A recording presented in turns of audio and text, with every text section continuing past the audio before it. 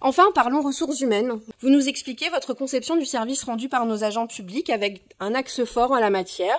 Vous revendiquez la maîtrise de la masse salariale par la recherche d'une plus grande efficience des organisations. Je ne savais pas que c'était en payant moins les agents publics que le service public était plus efficace. Est-ce le message que vous délivrez aux agents, qu'ils sont une charge comptable, qu'il faut maîtriser? Et vous vous étonnez des réactions en retour, de leur mobilisation massive et forte ces derniers mois. Peut-être est-ce cela que vous qualifiez de dialogue social dynamique et régulier, mais je ne crois pas que cela soit du goût des représentants du personnel, à moins qu'il ne s'agissait là, dans le texte qui nous a été présenté, d'un trait d'humour que je trouve regrettable. Merci à vous. Oui, le dialogue social, Madame Schweizer, il est constant et de qualité. Nous avons des points d'accord. Si.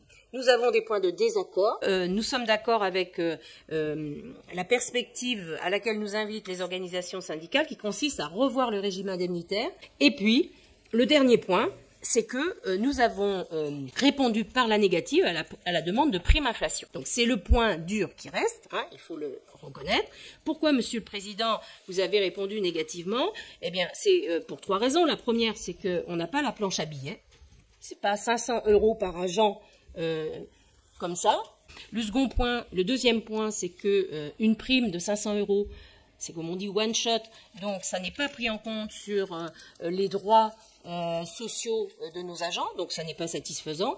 Et puis le dernier point, c'est que c'est beaucoup d'argent, mais en fait ça va pas résoudre la problématique qui est réelle et qu'on prend vraiment en compte de certains de nos agents qui rencontrent des difficultés avec l'inflation.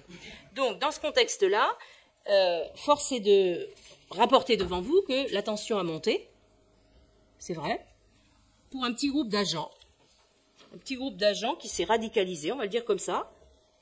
Madame Schweitzer, vous avez des propos qui agitent un petit peu qui agitent un peu. Quand vous dites qu'on prend un tableur Excel et qu'on baisse la rémunération des agents, ça n'est pas vrai.